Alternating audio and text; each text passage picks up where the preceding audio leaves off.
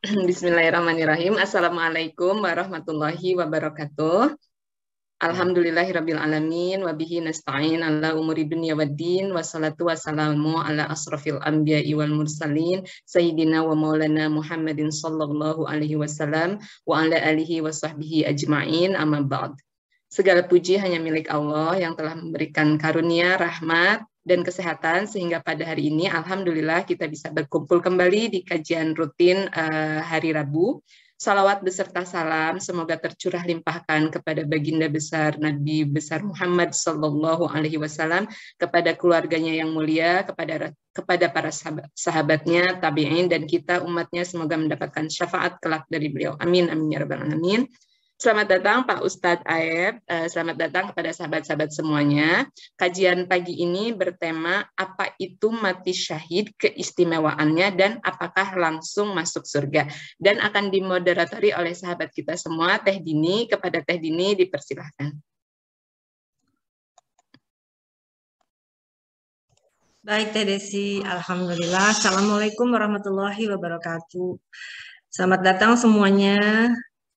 Sahabat datang Ustadz Aib, semoga semua dalam keadaan sehat walafiat. Maaf kalau mungkin ada bunyi berisik karena sedang ada perbaikan di apartemen saat ini, jadi semoga tidak terlalu mengganggu. Baiklah para sahabat pengajian Perancis, Rabu ini kita akan membahas topik yang memang ada hubungannya dengan berita hangat ya yang kita saat ini sedang dengarkan, yaitu mengenai kepergian dari Emeril Khan Mumtaz atau kita kenal dengan namanya Eril. Semua menyatakan bahwa insya Allah Eril wafat dalam keadaan syahid, karena mati tenggelam itu atau meninggal dalam keadaan tenggelam itu masuk dalam yang namanya wafat syahid. Nah, kita kan jadi penasaran ya, sebenarnya wafat syahid itu apa sih gitu, ciri-cirinya apa, kriterianya apa, dan apa memang benar dijamin untuk masuk surga langsung. Karena kalau saya baca dan saya telah ternyata ada juga yang bilang bahwa orang yang mati syahid itu pun bisa terhalang kalau kita memiliki hutang gitu. Jadi supaya tidak rancu, kita ingin tahu lebih dalam lagi gitu kan.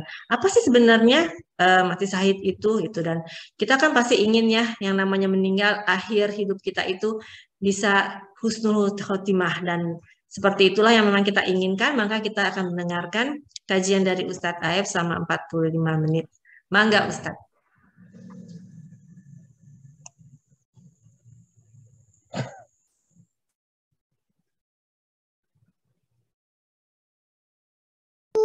La la la la la la la la.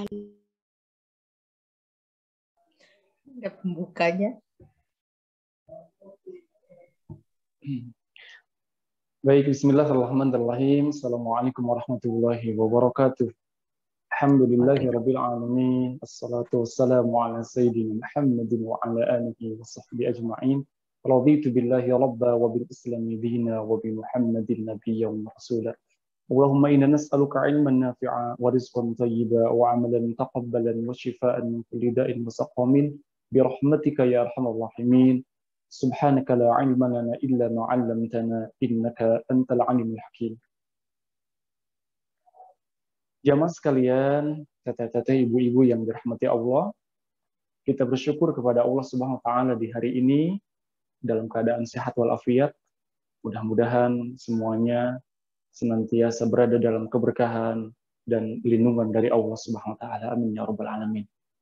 Insya Allah sebagaimana tadi yang disampaikan di awal kesempatan hari ini, kita akan sama-sama membahas sebuah tema tentang mati syahid, bagaimana keistimewaannya, dan apakah yang mati syahid itu meninggal langsung masuk surga, karena memang semua kita itu tidak akan sampai ke surga ataupun ke neraka sebelum melalui yang namanya kematian. Ya, jadi maut itu adalah sebuah pintu yang semua orang pasti akan melaluinya. Al-mautu babun. Jadi kematian itu adalah sebagai sebuah pintu. Dan semua orang pasti melalui pintu itu. Maka inti daripada pembahasan kita adalah bagaimana kita mempersiapkan yang namanya kematian. Karena yang namanya kematian itu 3 hal yang dirahasiakan. Yang pertama, waktunya kita tidak ada yang tahu, begitupun tempat kita tidak ada yang tahu, dan bagaimana cara ataupun kondisinya. Jadi 3 hal itu dirahasiakan. Maka ketika beberapa minggu yang lalu kita menyampaikan sebuah nasihat di dalamnya, sebuah dialog, pertanyaan seorang guru kepada murid-muridnya, apakah yang paling dekat itu? Yang paling dekat itu adalah kematian. Ya, karena semua kita pasti akan merasakan itu, dan tadi maut merupakan pintu. Dan kebanyakan di antara manusia ada kalanya memperhatikan bagaimana hidup enak, tetapi tidak memperhatikan bagaimana mati enak. Mati enak itu adalah salah satunya adalah mati syahid. Karena nanti ada beberapa keistimewaan ataupun bagaimana hebatnya orang yang mati syahid itu. Ya. Nah, maka bagaimana kita memperhatikan akhir hidup kita, kematian itu supaya matinya mati enak. Bukan cuma hidup saja yang enak. Nah, maka akhir hidup yang bagus ataupun kita sering mengenal husnul khatimah, akhir yang baik, ya, itu kita tentunya menginginkan. Ya, maka berbagai upaya harus kita upayakan. Bagaimana kita mendapatkan akhir yang baik. Ya, kalau dalam konteks kita kali ini mendapatkan kesyahidan.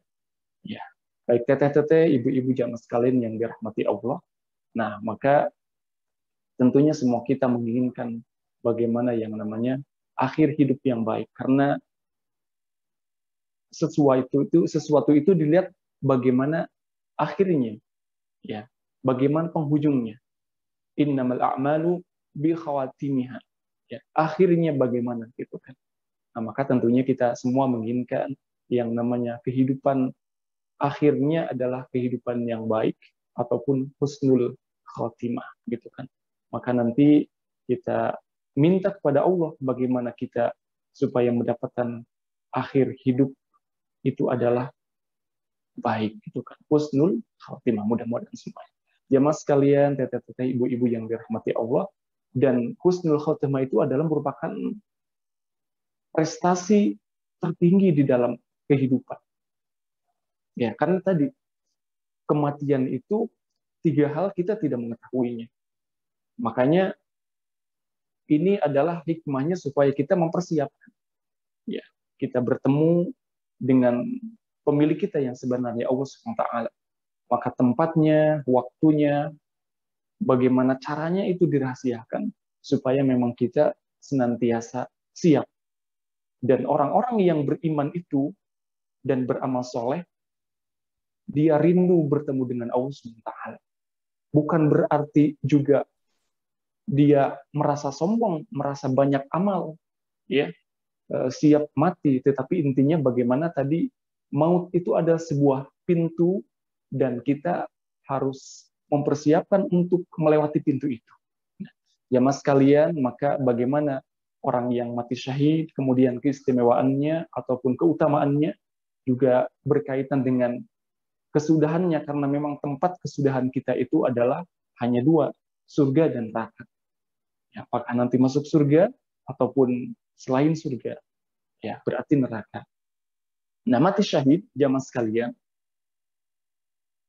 itu diartikan bahwa kematian seorang muslim, ya, kita mengenal adanya syahid ini adalah di dalam ajaran agama kita sebagai seorang muslim dan muslimah. Jadi kematian seorang muslim yang memperjuangkan kebenaran dengan penuh kesabaran dan keikhlasan, tentunya yang diperjuangkan adalah untuk menegakkan agama Allah, kalimatullah. Semata-mata hanya Allah sebagai tujuannya. Allahu ghayatun. Allah sebagai tujuan kita.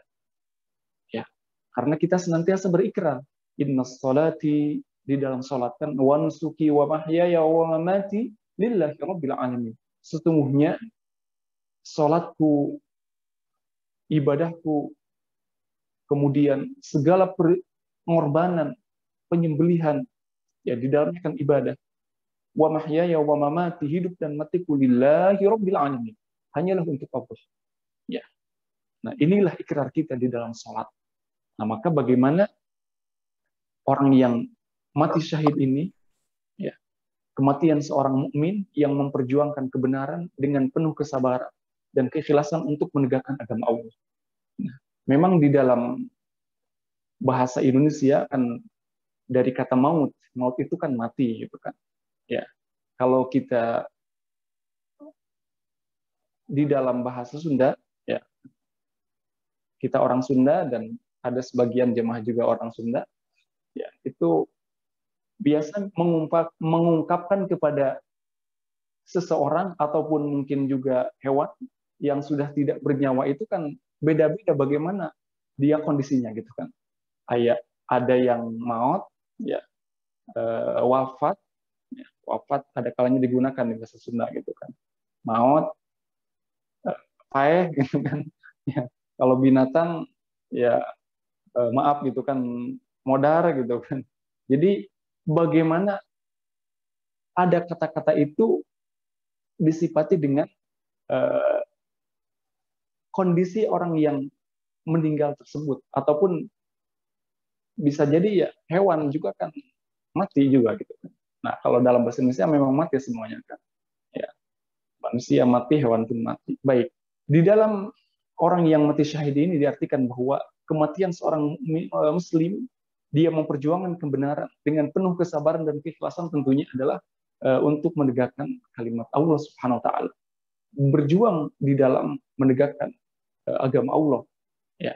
Maka menurut Ar-Raghib Al-Asfahani, ya, orang yang mati syahid itu orang yang ketika hendak mati ataupun sakaratul maut, dia menyaksikan. Jadi syahid itu dari kata Arabnya syahida, artinya menyaksikan.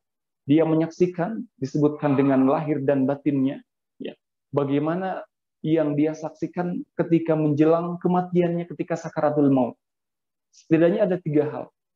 Ar-Raghib Al-Asfahani menyampaikan bahwa orang yang mati syahid itu dia menyaksikan bagaimana para malaikat turun kepada mereka dan mengatakan dalam surat Fussilat ayat 30 itu, tatanazzalu 'alaihimul malaikatu alla takhafu wa la tahzanu wa abshiru bil jannati allati kuntum tu'adun.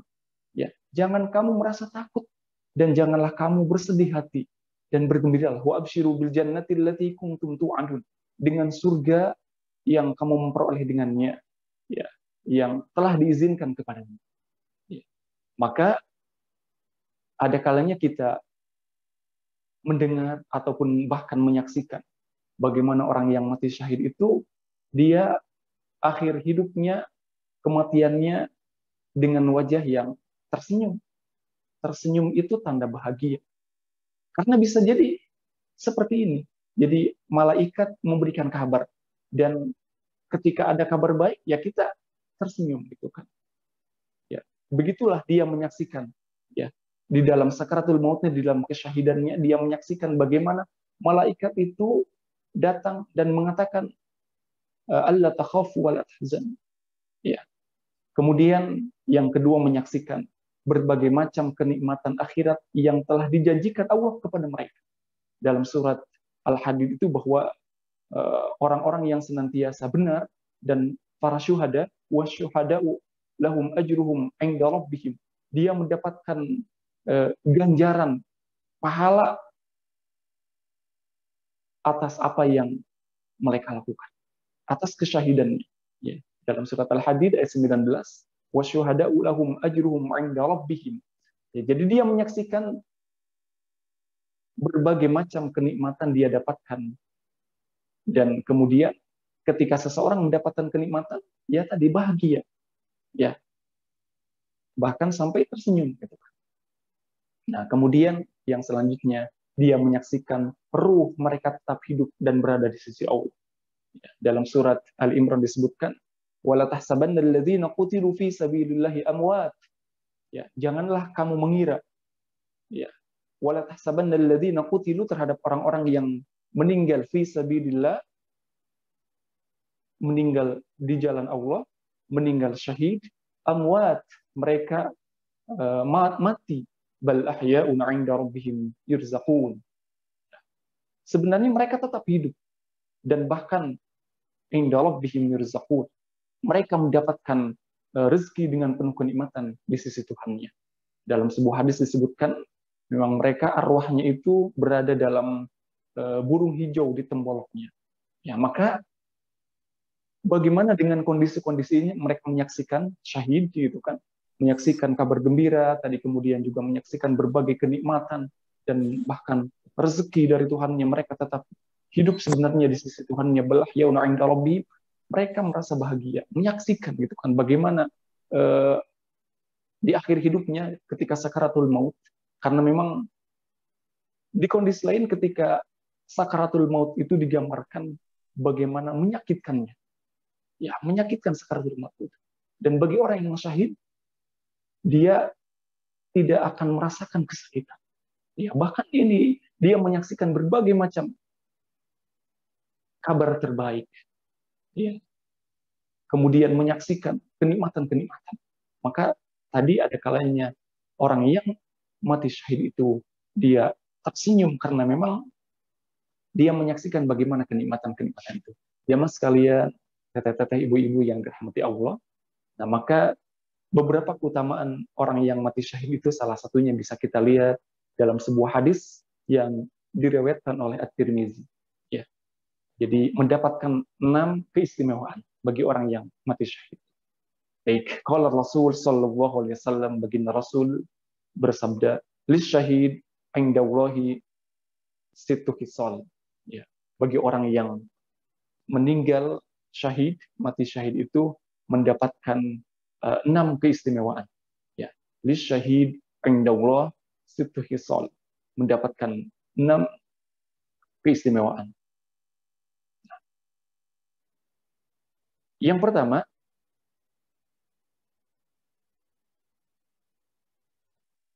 yughfaru lahu fi awwali daf'atin. Kita baca dulu hadisnya. Wa yara maq'adahu minal jannah wa yujaru min 'adzabil qabri wa ya'manu min faz'il akbar wa yud'u 'ala rasihi tajul waqar al yaqutatu minha khairun min ad-dunya wa ma fiha wa yuzawwaju 72 zawjatan min al-huri 'ain wa yushaffa'u fi 70 min aqaribi. Baik, jadi bagi orang yang mati syahid itu mendapatkan 6 keistimewaan, 6 keutamaan. Sittu khisal. Orang yang mati syahid di sisi Allah itu mempunyai 6 keutamaan. Yang pertama, dosanya akan diampuni sejak awal kematiannya. Ya. Yughfaru lahu fi awwali daf'atin. Dosanya akan diampuni sejak awal kematian. Kemudian yang selanjutnya, wa yara maq'adahu minal jannah. Diperlihatkan tempat duduknya di surga. Ya, surga itu kan tempat berbagai kenikmatan. Maka tadi ada kalanya dia tersenyum karena melihat tempatnya di surga, gitu kan. Allah tampakkan, Allah perlihatkan. Ya. Kemudian yang selanjutnya, wa yujaru min 'adzabil qabri. Dijaga dari siksa kubur. Jadi tidak merasakan bagaimana sakaratul maut, bahkan diperlihatkan tempatnya di surga dan tidak merasakan siksa kubur. Ya, karena alam kubur itu adalah semua yang mati pasti akan melalui yang namanya barzakh. Ya. Tempat ataupun waktu menunggu dari alam dunia menuju alam akhirat, itu wa min waraihim barzakhun, ada tempat waktu menunggu, gitu kan. Ya, di alam kubur. Dan orang yang mati syahid ini tidak akan merasakan yang namanya siksa kubur. Ya. Kemudian yang selanjutnya diberi keamanan dari ketakutan yang besar saat dibangkitkan dari kubur.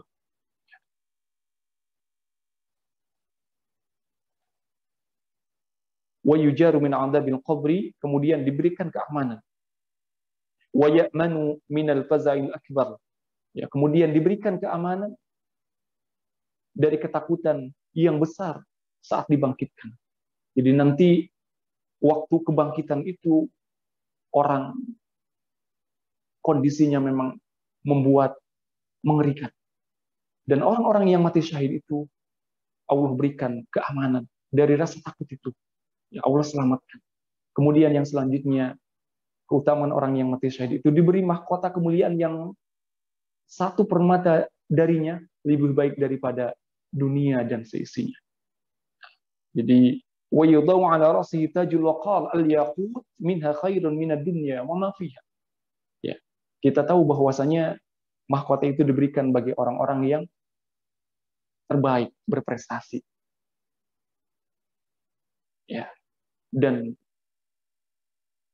prestasi terbaik adalah husnul khotimah ataupun mati syahid. Maka orang yang mendapatkan kesyahidan itu Allah berikan keutamaannya dengan diberikan mahkota kemuliaan. Dan kemudian selanjutnya keutamaan mati syahid adalah dinikahkan dengan 72 bidadari. Ya. Wa yuzawwaju 72 zaujatan minal hurin 'ain. Ya. 72 bidadari. Kemudian yang terakhir, dia diberikan hak untuk memberikan syafaat kepada 70 orang dari keluarganya. Wa yushaffa'u fi 70 min aqaribih. Jadi orang yang mati syahid itu bisa memberikan syafaat, bantuan, ya, bisa menolong kepada kerabat-kerabatnya. Ya. Bagaimana ini istimewanya orang yang meninggal dalam kesyahidan.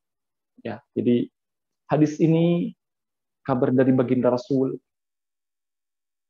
tentunya menjadi motivasi bagi kita supaya kita senantiasa berupaya mempertahankan keimanan ini, dirawat dengan terus beramal soleh, gitu kan.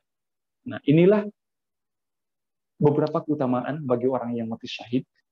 Ya, jadi tentunya kita semua berharap dan menginginkan. Ya, dan ini adalah sesuatu yang kita inginkan. Ya, harapannya seorang yang beriman, orang muslim, muslimah itu, dia menginginkan akhir yang baik, menginginkan kesyahidan, ya, karena memang bagaimana utamanya, istimewanya orang-orang yang mati syahid itu kan. Sampai 6 keistimewaan yang baginda Rasul sampaikan di dalam hadis ini. Ya, semuanya membuat kita menginginkannya, gitu kan.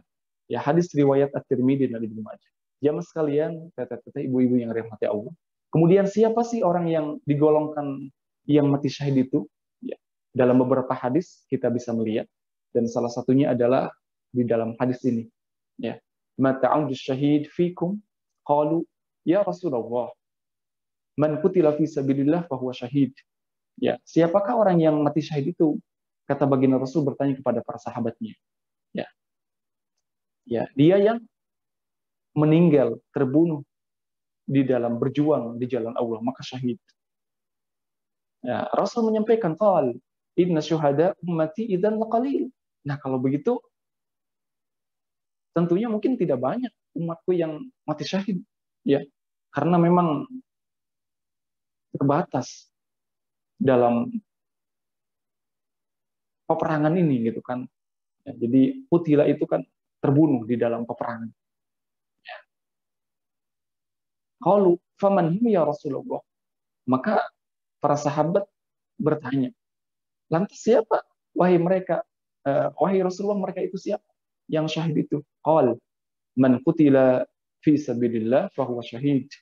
وَمَنْ مَاتَ فِي سَبِيلِ اللَّهِ فَهُوَ شَهِيدٌ وَمَنْ مَاتَ فِي الطَّاعُونِ فَهُوَ شَهِيدٌ وَمَنْ مَاتَ فِي الْبَطْنِ فَهُوَ شَهِيدٌ وَالْغَرِيقُ شَهِيدٌ. Nah, ini beberapa jenis ataupun orang yang dikatakan syahid berdasarkan hadis Rasul ini. Jadi orang yang mati syahid adalah siapa saja wahai Rasulullah. Ya, Rasul menyampaikan yang terbunuh di jalan Allah maka dia syahid. Man qutila fi sabilillah fahuwa syahid. Kemudian beliau juga menyampaikan siapa yang meninggal di jalan Allah, ya, fahuwa syahid, dia pun syahid. Orang yang fi sabilillah, man qutila fi sabilillah, wa man mata, jadi ada yang meninggal di dalam peperangan, di medan pertempuran fi sabilillah, ada wa man mata fi sabilillah, dia meninggal di jalan Allah. Ya. Di jalan Allah ini salah satunya adalah kita sedang mencari ilmu, belajar ilmu agama. Ya, menghadiri majlis taklim ini bagian daripada fi sabilillah. Nah, maka ketika ada yang meninggal dia sedang belajar agama di majlis pengajian, ya, dia menghadirinya dengan penuh keimanan dan keikhlasan, maka fi sabilillah. Ya, dalam hadis Rasul disebutkan man kharaja fi talabil ilmi, siapa yang keluar dia berupaya untuk fi talabil ilmi, di dalam mencari ilmu, fahuwa fi sabilillah, maka dia berada dalam di jalan Allah hatta yarji, sampai dia kembali. Ya, jamaah sekalian, teteh-teteh, ibu-ibu, sekarang kita lagi sama-sama dalam sebuah kajian, ini fi sabilillah. Ya, sampai nanti keluar dari Zoom. Nah, fi sabilillah. Ya, jadi kalau melihat bagaimana dalam keterangan hadis ini, bahwa siapa yang meninggal di jalan Allah, fahuwa fi sabilillah, fahuwa syahid. Ya. Kemudian siapa yang meninggal? Kemudian siapa yang meninggal karena penyakit taun? Waman mata fi sabilillah fahuwa syahid. Waman mata fi ta'un, siapa yang meninggal karena wabah, ya, dulu disebutnya taun, ya, ataupun diartikan juga di hadis lain taun, lepra, gitu kan, wabah, intinya ada wabah. Meninggal karena wabah, maka dia syahid. Ya. Dan siapa yang meninggal karena penyakit perut, maka dia syahid. Ya. Perutnya terasa ada yang menyakitkan dan begitu sakit, gitu kan, maka sampai disebutkan dalam hadis ini fil batni fahuwa syahid. Ya, dalam merasakan sakit perut yang begitu sakit sampai dia meninggal, maka syahid. Dan siapa yang tenggelam, nah, termasuk tenggelam, wal ghariq syahid. Ya, yang tenggelam juga termasuk pada syahid. Dan di hadis lain ada yang ditambahkan, disebutkan bahwa yang korban kebakaran juga sama. Ya. Dan juga ada seorang yang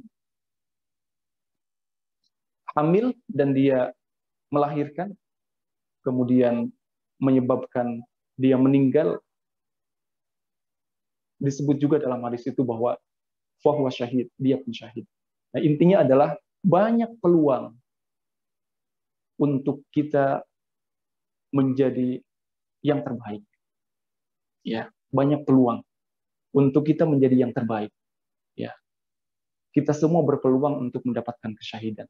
Bagaimana kita memperjuangkan itu semua?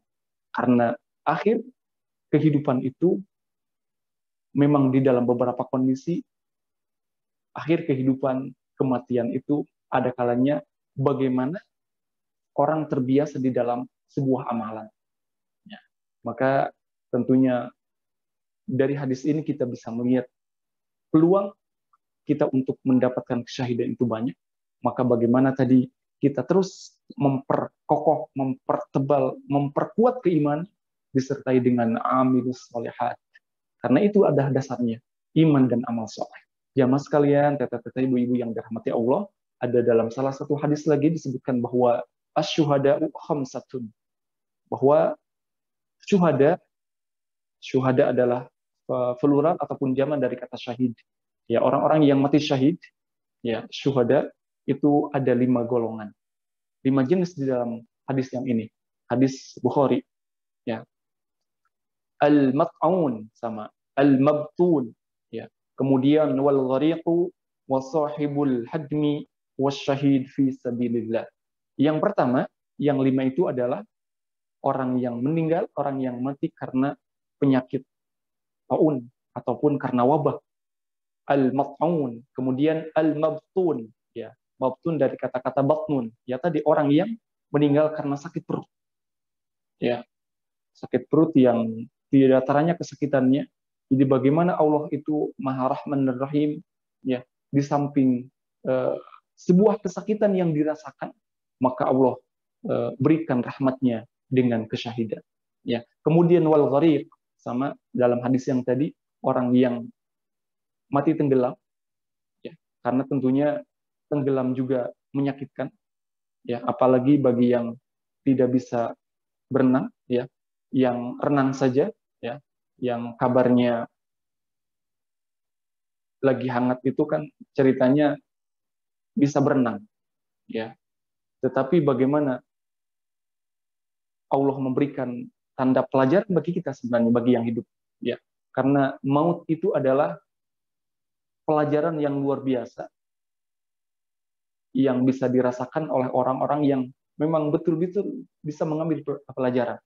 Maka ziarah kepada orang yang meninggal itu kan diperbolehkan ataupun bahkan diperintahkan supaya menjadi pelajaran bagi kita. Karena maut itu adalah kematian, itu adalah pelajaran yang tidak berbicara tetapi langsung dengan kita bisa rasakan gitu kan.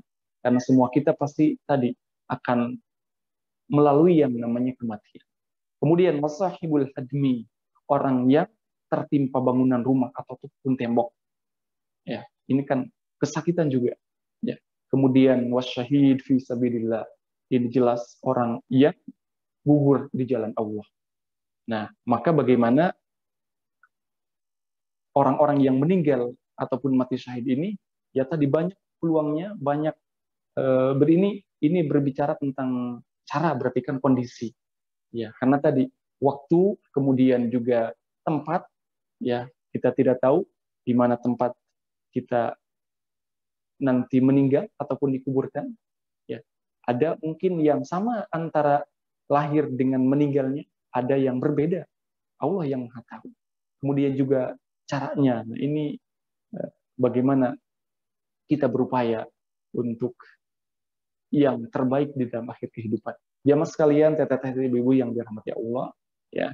Jadi asyuhada khamsatun, berdasarkan hadis ini bahwa para syuhada, orang-orang yang meninggal itu ada 5 kondisi, ya. Jadi kena taun ataupun wabah, kemudian sakit perut yang begitu sakit, kemudian dan makanya tadi juga di hadis lain disebutkan ibu yang hamil, mengandung, kemudian melahirkan sampai meninggal taruhannya nyawa, ya, maka kan mengandung ataupun hamil itu kan di perut, gitu kan, di perut, ya, merasakan kesakitan. Kemudian wal ghariq tadi yang tenggelam, kemudian yang tertimpa reruntuhan, ya, tertimpa reruntuhan, mungkin ada kalanya dengan guncangan gempa ataupun mungkin ada musuh Allah yang menyakiti, ya, mungkin ada serangan bom yang dengan meluluh lantakan bangunan dan bangunan itu hancur dan menimpa kepada manusia, ya, kan ada juga atau bahkan banyak kondisi seperti itu, kan. Maka ketika tertimpa bangunan, reruntuhan rumah ataupun tembok, itu juga dalam hadis ini disebutkan wasahibul hadmi wasyahid, dan dia termasuk pada syahid. Dan kemudian diakhiri dengan bagaimana orang yang gugur jelas-jelas di jalan Allah, fi sabilillah, asyahid fi sabilillah. Baik jamaah sekalian, dan juga dalam hadis lain disebutkan bagaimana kita senantiasa mempertahankan bagaimana kehormatan kita, menjaga kehormatan kita. Dan menarik dalam hadis ini, gitu kan. Intinya peluang bagi siapapun kita untuk mendapatkan kesyahidan. Ya, ada dalam hadis yang diriwayatkan oleh At-Tirmidzi bahwa 4 hal di sini. Barang siapa yang terbunuh karena menjaga hartanya, maka dia syahid. Man qutila duna malihi fahuwa syahid. Ya, menjaga harta. Ya, harta itu kan titipan Allah.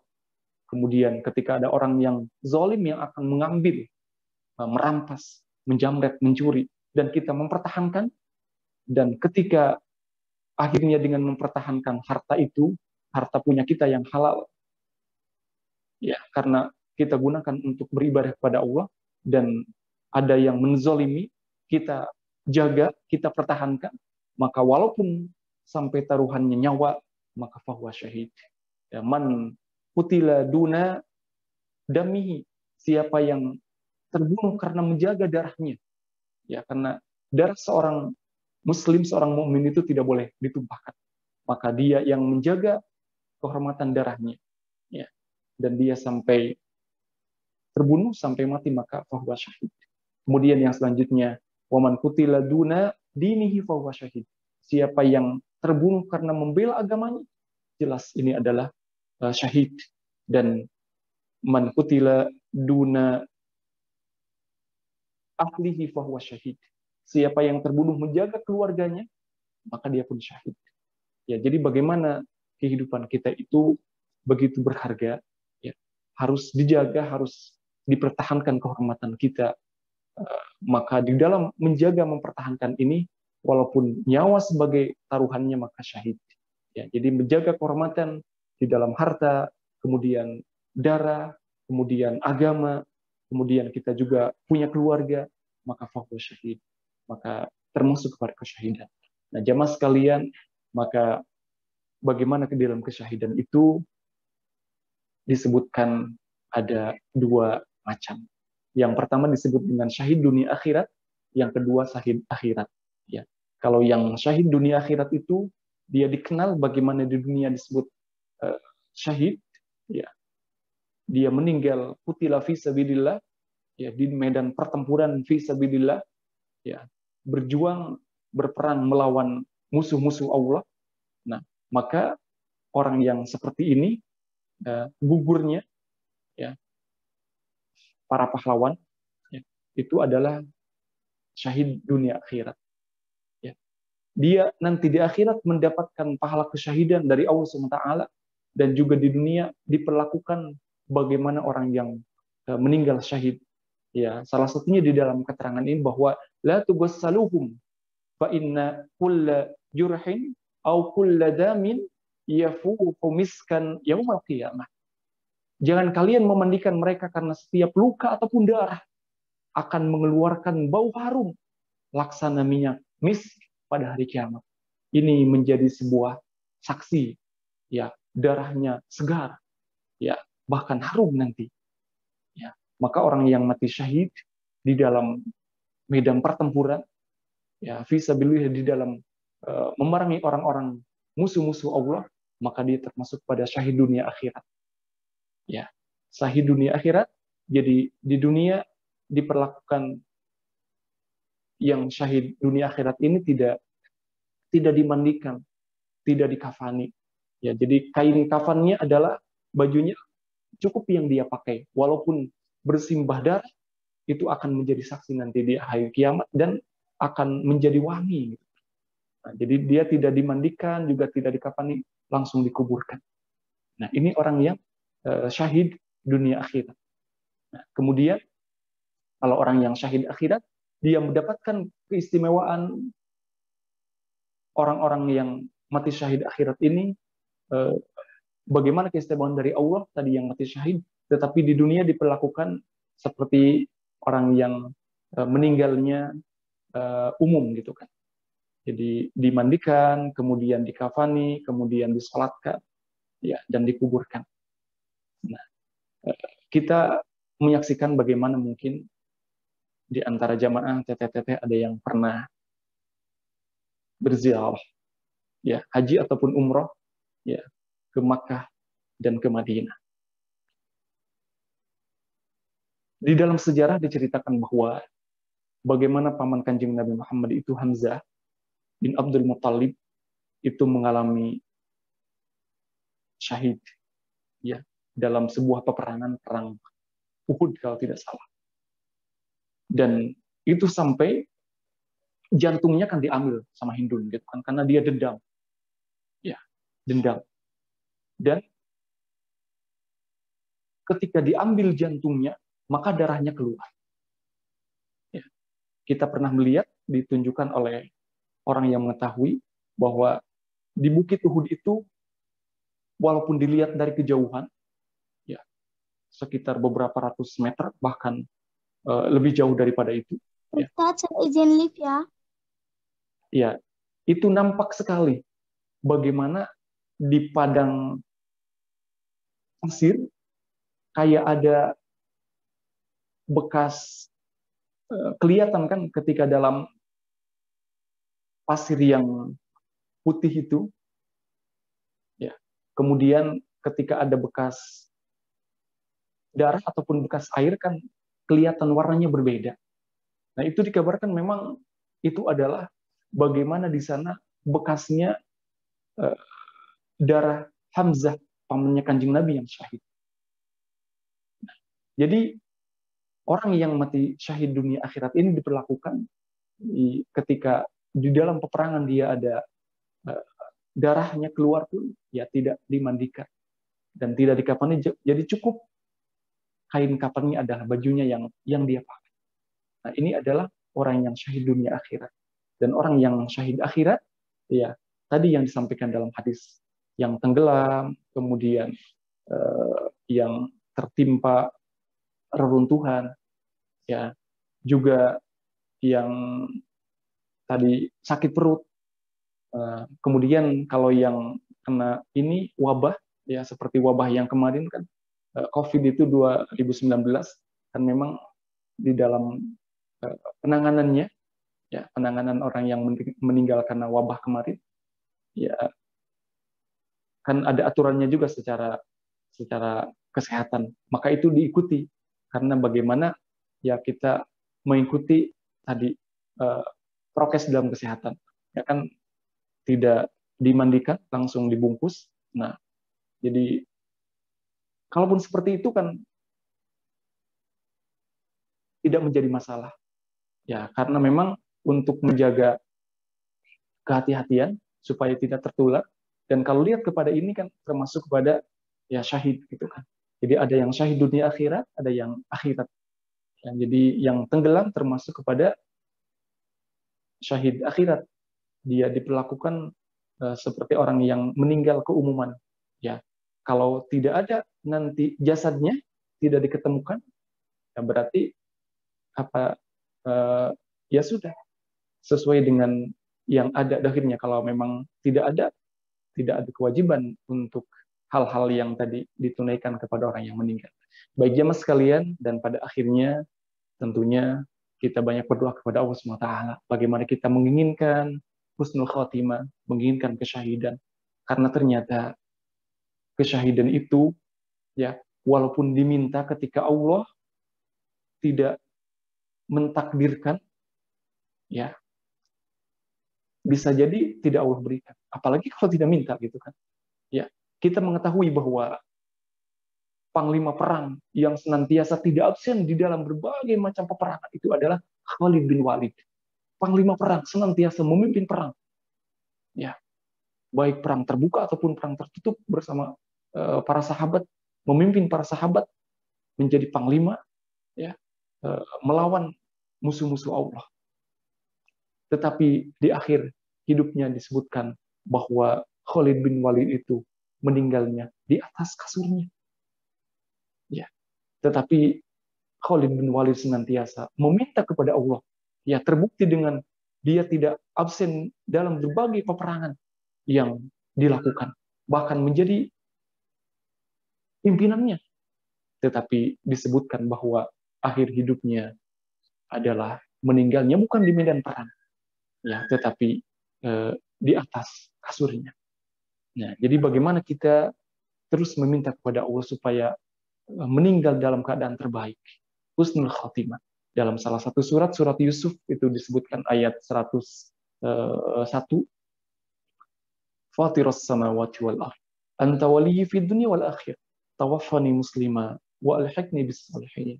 Ya Allah, Tuhan pencipta langit dan bumi, Fatiras samawati wal ardh, Anta waliyyi fid dunya wal akhirah. Engkau adalah pelindungku, engkau adalah waliku fid dunya wal akhirah, di dunia dan di akhirat. Maka tawaffani muslima, wafatkanlah aku dalam keadaan Islam, berserah diri kepada Allah. Wa alhiqni bis salihin, dan gabungkanlah, sertakanlah, golongkanlah kami ini, aku ini dengan orang-orang yang saleh. Wa alhiqni bis salihin. Ini salah satu doa bisa kita panjatkan kepada Allah dalam surat Yusuf ayat 101, Fatirus samawati wal ardh, anta waliyyi fid dunya wal akhirah, tawaffani muslima walhiqni bis salihin.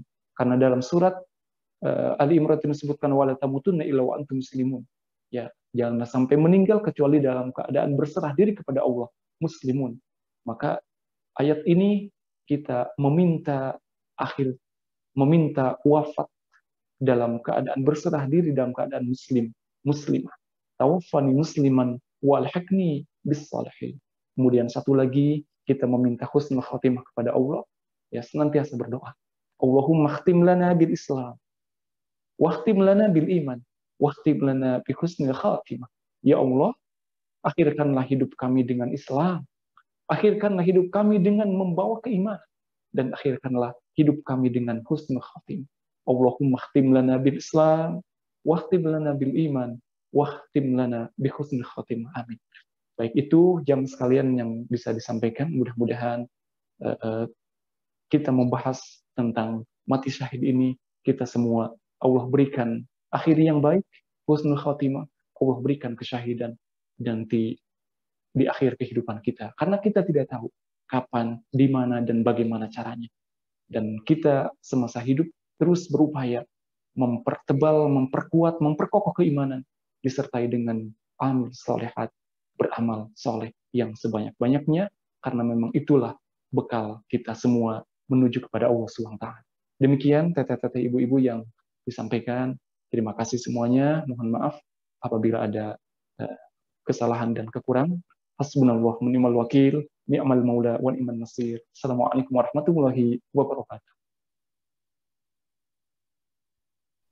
Waalaikumsalam warahmatullahi wabarakatuh. Alhamdulillah, Masya Allah Ustadz.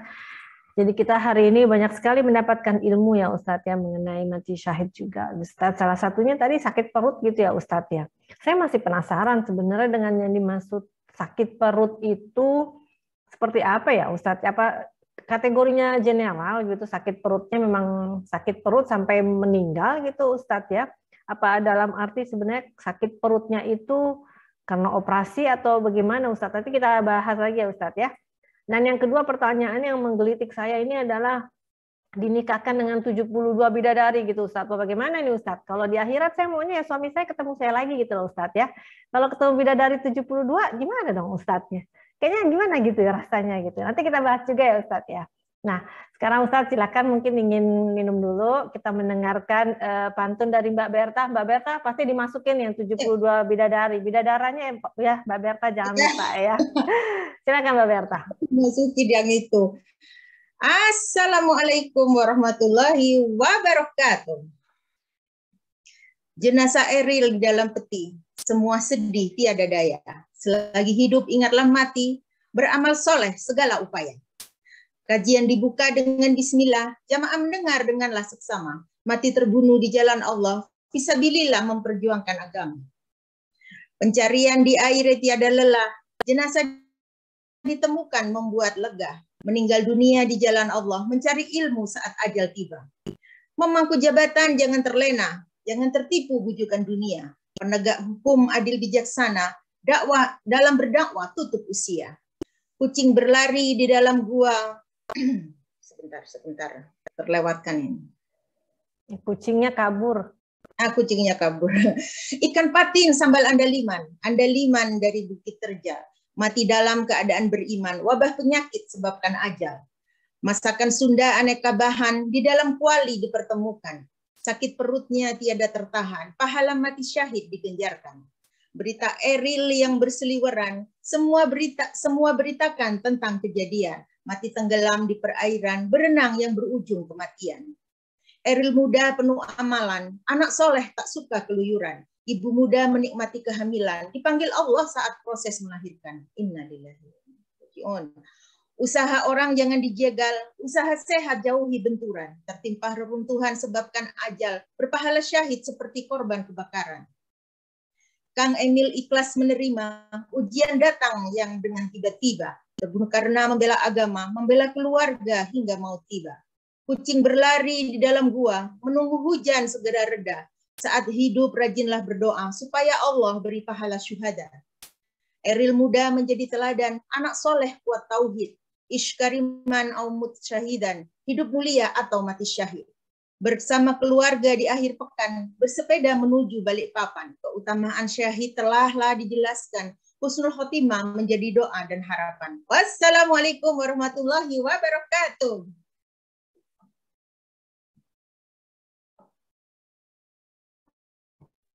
Waalaikumsalam warahmatullahi wabarakatuh. Mbak Berta mantap. Langsung tadi bikinnya Mbak Berta ya. Sambil mendengarkan kajian ya Mbak Berta. Iya. Ya.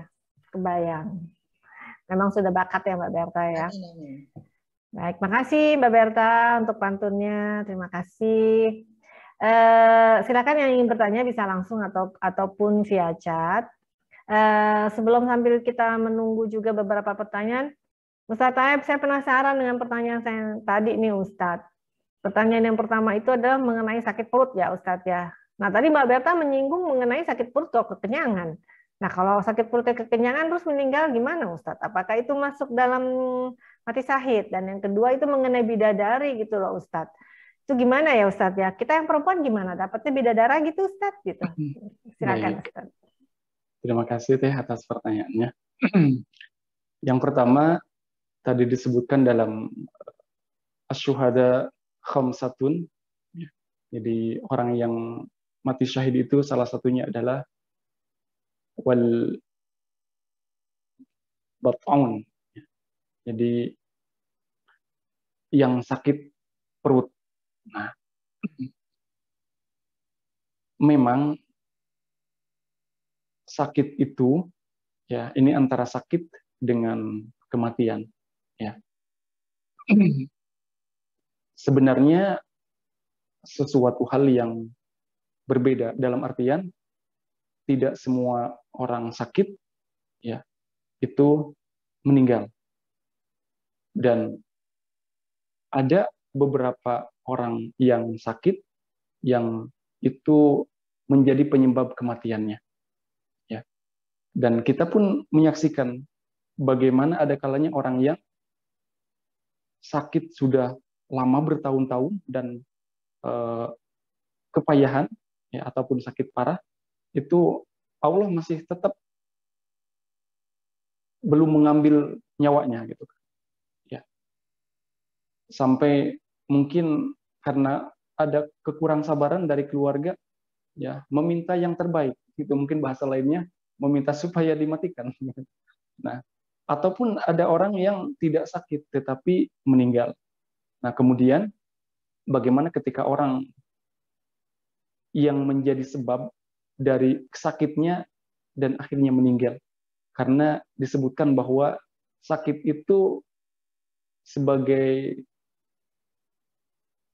bunga orang yang akan meninggal. Ya, bunga itu maksudnya ciri-ciri itu kan. Ketika ada buah itu kan diawali dari bunga itu kan, bunga yang dikawinkan, yang dinikahkan nanti jadi pentil dan akhirnya jadi buah gitu kan. Nah, jadi sakit itu merupakan bunga-bunga kematian ya. Jadi bahasa lainnya sudah ada tanda-tanda dekat kepada kematian gitu kan. Ya, walaupun tadi kematian itu tidak mesti orang yang sakit gitu kan. Nah, di dalam salah satu orang yang meninggal termasuk kepada syahid itu adalah tadi yang sakit perut. Yang sakit perutnya menjadi sebab ya dia meninggal. Ya, makanya disebutkan termasuk kepada kategori syahid. Ya, tentunya ketika sakit kan kita pun ya, merasakan yang namanya sakit. Saya kira semua kita pernah sakit gitu kan. Ya. Sakit, ketika sakit kan itu hal yang kita tidak mau, ya, tidak mau dan berupaya untuk tidak merasakan sakit, yaitu dengan berobat, ya. Dan berobat pun kan bagian daripada ikhtiar kita, itu kan, supaya kita senantiasa sehat. Nah, orang yang sakit perut yang menyebabkan dia kematian, disebutkan dalam hadis ini termasuk salah satu orang yang syahid, tentunya orang yang sakit perutnya yang ini, yang kalau kata bahasa Sunda kacida, kan, ya, jadi parah sampai kepayahan. Bahkan ketika di dalam perutnya ada sesuatu yang menyebabkan dia sakit harus diambil ataupun harus dioperasi, bahkan sampai dioperasi. Nah, dan ketika orang dioperasi itu, ya kan, itu merasakan kesakitan, bahkan sampai ada obat penawarnya supaya tidak terasa, itu kan. Nah, jadi terlepas dari bagaimana penjelasan daripada orang yang sakit perut yang menyebabkan kesyahidan, jadi dengan sakit perutnya, sakit perut yang parah, ya, sehingga menyebabkan kematian. Dan di dalam hadis lain tadi disampaikan ini ada hubungannya, bagaimana disebutkan juga orang yang melahirkan, ya, itu termasuk kepada yang syahid, karena memang orang yang hamil itu kan ibu-ibu di perutnya, gitu kan, ya, tentunya ketika akan keluar bayinya itu melalui tempat yang pasti akan sakit, gitu kan, ya. Maka bagaimana kesakitan sakit perut ini, ya, sakit yang begitu payah, gitu kan, sehingga menyebabkan dia kematian. Karena area di dalam perut kita itu kan banyak ini, ya, banyak macamnya, gitu kan, ya, karena ini adalah tempat yang ketika diurai itu, katanya ini kan seperti sebuah mesin, ya, ketika diurai bahkan bisa lebih besar bandingannya dengan mesin-mesin produksi yang ada di dunia itu. Karena memang begitu hebat bagaimana di dalam perut kita. Nah, jadi maka karena semua penyebab kita masih bisa bertahan hidup, gitu kan, itu karena kita makan, dan makanan itu semuanya masuk ke dalam perut. Nah, bagaimana kita bisa lihat dari berbagai hal maksud daripada hadis ini, tetapi intinya bagaimana yang dikabarkan oleh baginda Rasul, ya, karena memang perut ini sebagai apa namanya, ya, kalau tadi bahan makanan, ya, karena dengan sebab makan itu kita bisa kuat, gitu kan, ya. Maka orang yang sakit perut, ya, karena di sini tersimpan berbagai macam yang dimasukkan dan organ-organ itu banyak di perut, ya, sakit perutnya yang begitu kepayahan sampai menyebabkan dia meninggal, maka dia termasuk kepada syahid. Wallahu a'lam. Kemudian yang selanjutnya dinikahkan dengan 72 bidadari. Nah, ini kita lihat dari segi ininya, karena memang kata-kata nikah itu memang ataupun sepadannya ataupun di dalam nikah itu kan ada berhubungan, itu kan, ya. Dan orang bisa nikah itu karena memang tentunya ada proses sebelumnya, gitu kan, ada proses sebelumnya, tidak ujuk-ujuk. Nah, intinya daripada nikah itu adalah kebahagiaan, ya. Jadi dinikahkan dengan 72 bidadari, ya, bagi laki-laki yang syahid 72 bidadari, kalau perempuannya dikabarkan bidadara, ya. Kita tidak tahu, yang jelas ini sebagai motivasi dan janji dari Allah dalam hadis tersebut yang baginda Rasul sampaikan, ya. Dan disebutkan bahwa di dalam beberapa keterangan yang kita ketahui 72 bidadari itu, jadi yang duanya adalah dari dunia, bidadari yang berasal istrinya di dunia, ya. Kalau ada 2, kalau ada 1 gitu kan. Nah, yang 70-nya nanti di akhirat. Nah, ini intinya adalah bagaimana diberikan kenikmatan. Karena surga itu adalah tempat kenikmatan. Dan salah satu bentuk kenikmatan di surga adalah bisa dilihat dalam surat Yasin itu kan. Inna ashabal jannati yawma fi syughulin fakihun. Sesungguhnya para penduduk surga itu mendapatkan ketenangan. Ya. Ketenangannya itu mereka itu sibuk. Padahal sibuk di dunia itu kan kerja, capek itu kan kerja itu. Tapi di akhirat itu para penduduk surga inna ashabal jannati yawma fi syughulin fakihun. Mereka berada dalam kesibukan. Apa kesibukannya? Hum wa azwajuhum fi dhilanin 'alal ara'iki muttaqi'un. Mereka dengan pasangannya bermesraan di dalam dipan-dipan di kamar gitu kan. Nah, ternyata kesibukan di akhirat itu nanti penduduk surga sibuknya dengan menikmati kenikmatan gitu kan. Ya, menikmati kenikmatan. Intinya adalah bagaimana kalau kita lihat dari segi lainnya, maksud dinikahkan dengan 72 bidadari, diberikan berbagai kenikmatan gitu kan. Dan di dunia salah satu kenikmatan itu adalah dengan berhubungan dengan ya adanya dari pernikahan. Ya. Jadi walaupun disebutkan tadi 70-nya adalah bidadari di surga dan yang sisanya yang dari dunia gitu kan. Ya, istrinya di dunia. Nah, kemudian juga ada yang menyebutkan bahwa bagaimana kalau yang syahidahnya, syahidah kalau perempuan kan. Nah, dia diganti dengan Allah berikan berbagai macam kenikmatan, kesenangan, bajunya dari sutra. Ataupun diberikan yakut, berbagai macam perhiasan, marjan, ya, ataupun intan, berlian yang begitu kan. Kalau bagi perempuan kan yang membuat bahagia itu kan seperti itu. Allah jadikan barang-barang seperti itu. Maka di sana disebutkan bahwa dengan dinikahkan dengan 72 bidadari itu, kalau bagi perempuan yang syahidah, Allah berikan kenikmatan yang lebih. Ya, tadi dengan baju yang sutra mungkin makin tebal kan, makin hangat, makin indah. Ya, karena nanti di akhirat itu nanti penduduk surga juga bisa jalan-jalan. Ya, dikabarkan dalam sebuah keterangan bisa jalan-jalan.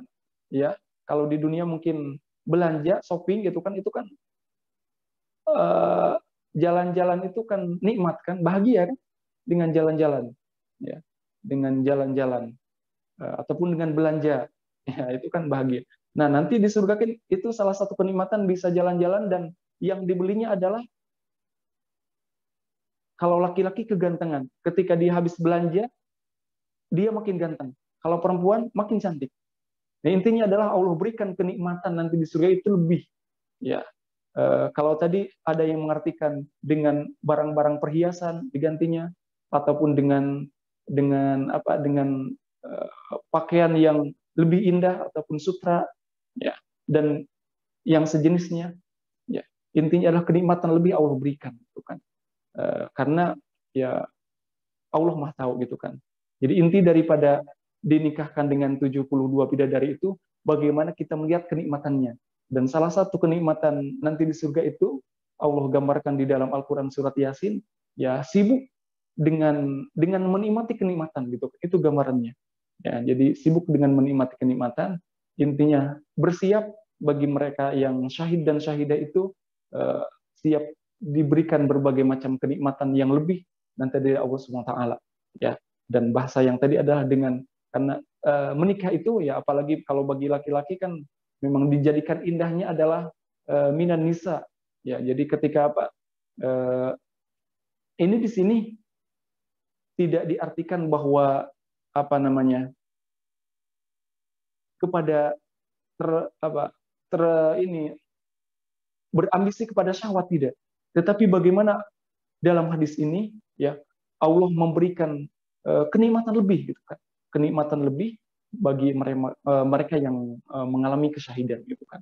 Ya, jadi dilihat dari segi itunya, kalau bagi perempuan ya dinikahkan dengan 72 bidadari itu adalah bisa jadi Allah ganti dengan kenikmatan lain, karena Allah itu ya maha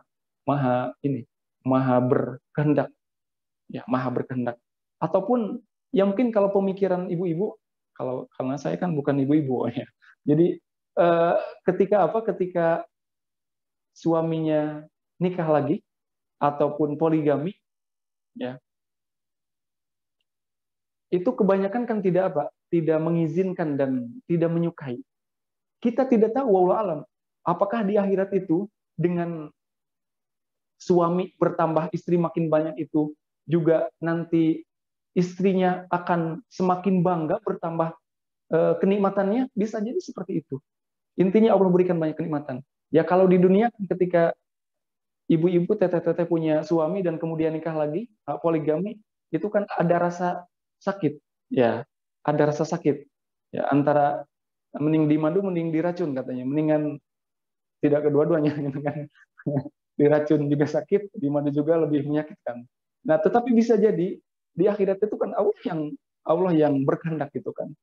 Bisa jadi maksud dinikahkan dengan 72 bidadari ini, ketika suaminya makin banyak istrinya, maka istrinya makin bertambah kebanggaannya, kenikmatannya gitu kan. Wallahu alam. Itu yang bisa kita tanggapi banget. Baik Ustadz, jadi intinya adalah sebenarnya kenikmatannya gitu ya Ustadz ya. Jadi mungkin itu hanya gambaran kali ya Ustadz ya. Sebenarnya berbagai yang disampaikan tadi mungkin hanya gambaran kita, karena kita memang tidak tahu ya Ustadz ya, surga itu sebenarnya seperti apa ya. Sulit untuk digambarkan gitu ya Ustadz ya, ini hanya gambaran-gambaran saja mungkin seperti itu ya. Pak Ustadz, ini ada pertanyaan dari tadi dari Teh Dewi sebenarnya nih. Habis itu nanti mungkin Mbak Maryam. Teh Dewi, mangga Teh Dewi. Iya. Assalamualaikum warahmatullahi wabarakatuh. Waalaikumsalam. Saya mau nanya Ustadz, kan tadi kan kita ngebahas tentang mati syahid. Kemudian di dalam hadis ada kategori-kategorinya syahid itu yang seperti apa aja gitu, mati syahid itu. Tapi kita juga sering berdoa semoga kita meninggal husnul khotimah. Sebenarnya tuh bedanya apa sih Ustadz antara syahid dengan husnul khotimah? Kalau saya punya pemikiran kalau dia mati syahid udah pasti husnul khotimah. Tapi kan ada ya orang-orang yang kayak misalnya saya menyaksikan sendiri orang-orang terdekat saya yang meninggal dunia, seperti ibu saya, bapak saya, ada tante saya juga saya saksikan gitu ya. Jenazahnya tuh cerah dan mereka meninggal dalam keadaan tersenyum. Cuman kalau dipikir dikategorikan syahid itu kayaknya nggak ada yang masuk Ustadz. Maksudnya mereka tidak sedang dalam perang, mereka tidak meninggal karena sakit perut. Ibu saya kan sakit jantung. Terus ayah saya sudah demensia waktu itu ya. Terus apa lagi ya? Kalau tante saya itu karena sakit stroke gitu. Jadi sebenarnya apa tuh Ustadz? Apakah orang-orang yang husnul khotimah itu harus syahid atau sebaliknya, atau ada bedanya, atau ada perbedaan tingkatan gitu Ustaz?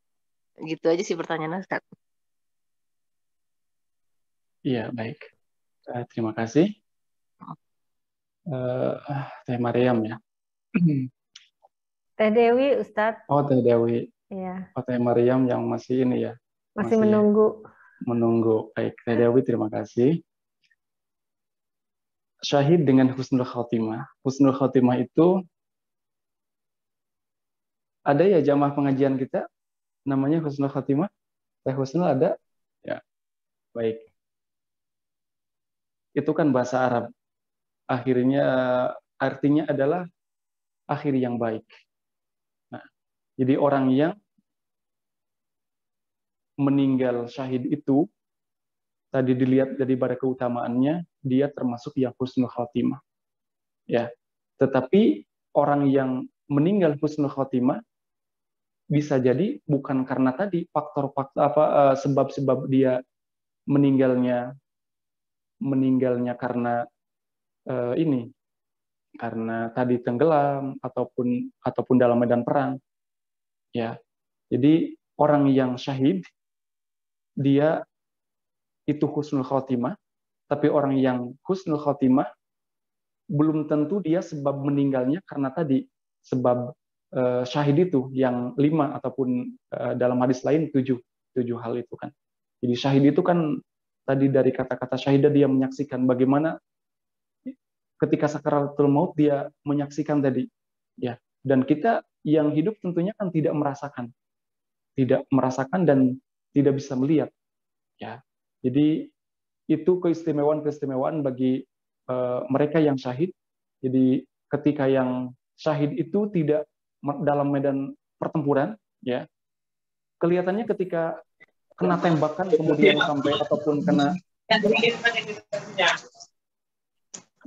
libasan pedang itu membuat sakit, tetapi ketika dia syahid kan, orang yang syahid tadi tidak merasakan bagaimana sakitnya sakaratul maut. Ya. Jadi orang yang syahid itu dia berada dalam akhir yang baik, husnul khotimah, tetapi orang yang husnul khotimah belum tentu dia dikarenakan karena tadi sebab-sebab ataupun macam-macam kesyahidan tadi yang disebutkan dalam hadis. Ya. Orang yang meninggal akhirnya ketika dia sedang sujud, sedang sholat, ya, dia termasuk akhir yang baik, husnul khotimah. Ya. Maka ada kalanya di beberapa kondisi sambil tersenyum. Ya, kita nggak tahu apakah tersenyumnya karena memang dia mendapatkan kesyahidan tadi, ya, mendapatkan kesyahidan karena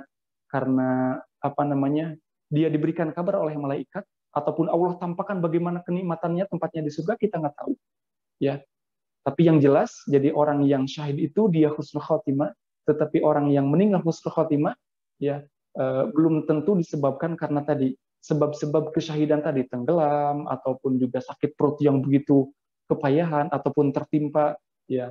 Tadi salah satunya orang yang ya itu kan akhir yang baik, ketika sedang sholat ataupun sedang sujud akhirnya tidak bangun kembali ya, langsung posisi meninggalnya posisi sujud ya. Jadi ketika pas dia dibangunkan, bisa jadi kondisinya mungkin tersenyum, dia mendapatkan kesyahidan sepertinya karena dari raut mukanya ada senyum, berarti ada tanda kebahagiaan. Wallahu a'lam gitu kan. Yang jelas itu husnul khotimah itu akhir yang baik, belum tentu tadi sebab-sebab kesyahidan itu. Tapi yang syahid ya insya Allah kan semuanya karena tadi ada keutamaan-keutamaan dia termasuk pada husnul khotimah gitu kan. Wallahu a'lam.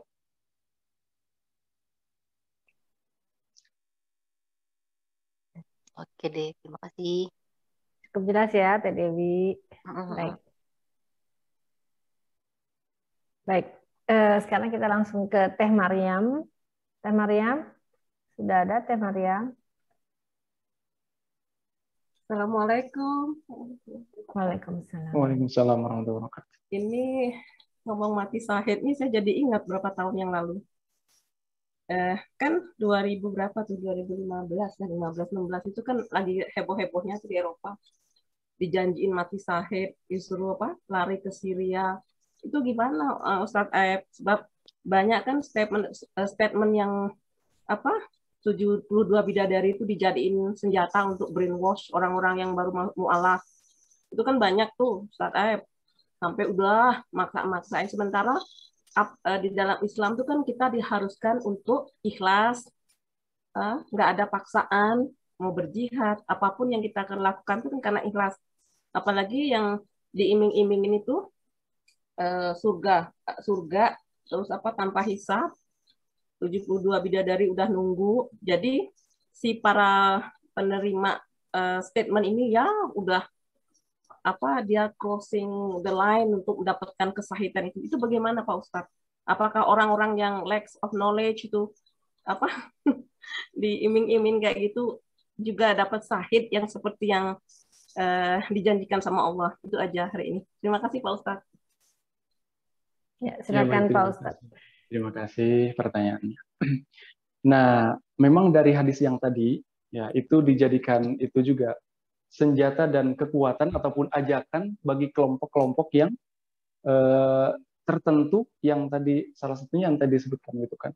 Jadi menjadi statement ataupun ajakan-ajakan ini loh motivasinya gitu. Dinikahkan dengan 72 bidadari kemudian dan yang lainnya masa nggak mau gitu kan. Nah, maka itu kan fisabilillah di jalan Allah. Ya, di jalan Allah. Jadi ada yang mati syahid dunia akhirat, kemudian ada yang mati syahid akhirat. Dan sebenarnya ada satu lagi. Syahid dunia, tetapi tidak akhirat. Nah, ini ada dalam salah satu hadis di awal tentang niat. Ya, dalam hadis Riyadhus Shalihin disebutkan bahwa ada seorang sahabat ataupun beberapa sahabat bertanya kepada baginda Rasul. Ya, mengadukan, menyampaikan bahwa ada orang yang syahid gitu kan. Ya, jadi orang yang perang di jalan Allah. Nah, kemudian tetapi perangnya ini dia karena ingin apa? Hubbul jah, ingin disebut pemberani gitu kan. Ya. Kemudian ada yang satu lagi, dia perangnya sampai meninggal karena apa? Karena untuk membela kelompoknya. Ya. Ditanya oleh sahabat, wahai Rasul, yang mana yang termasuk kepada syahid? Ya. Yang termasuk kepada syahid adalah bukan dari keduanya. Ya, man qutila fi sabilillah fahuwa syahid. Jadi siapa yang meninggalnya karena Allah. Ya, ini berarti kondisi niatnya. Karena niat yang pertama dia hanya ingin disebut sebagai pemberani, kemudian yang kedua hanya ingin membela kelompoknya. Ya, kelompoknya saja gitu kan. Nah, maka yang termasuk fi sabilillah adalah dia yang menegakkan kalimat Allah fi sabilillah, yang termasuk syahid itu. Nah, maka bukan termasuk dari keduanya kata Rasul. Nah, maka ada yang termasuk kepada syahid dunia tetapi akhirat. Kelihatannya di dunia seperti syahid. Ya, mati kayak mati di medan pertempuran ataupun ya tadi bahasa lainnya mungkin ada orang yang siap mati karena doktrin tertentu gitu kan. Ya, padahal nanti di akhirat dia tidak mendapatkan kesyahidan. Ya, bahkan nauzubillah dalam salah satu keterangan itu disebutkan karena memang dia berperangnya karena ingin apa? Ingin dipuji karena ingin disebut pemberani, maka termasuk orang yang pertama kali dimasukkan ke neraka, nauzubillah. Nah, makanya ini jadi bagaimana niat itu gitu kan. Jadi ada yang kelihatannya syahid dunia ya, tetapi di akhirat tidak. Nah, dan maka harus hati-hati dengan apa?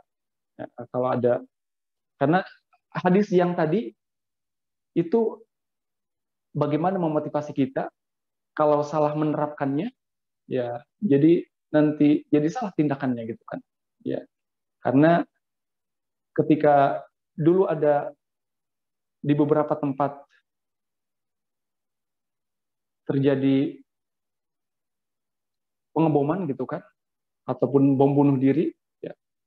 Dan katanya adalah untuk itu mendapatkan kesyahidan ya. Dan itu kan pernah di Indonesia yang sampai ramai dulu kan bom panci di Jalan Tamrin kalau tidak salah gitu.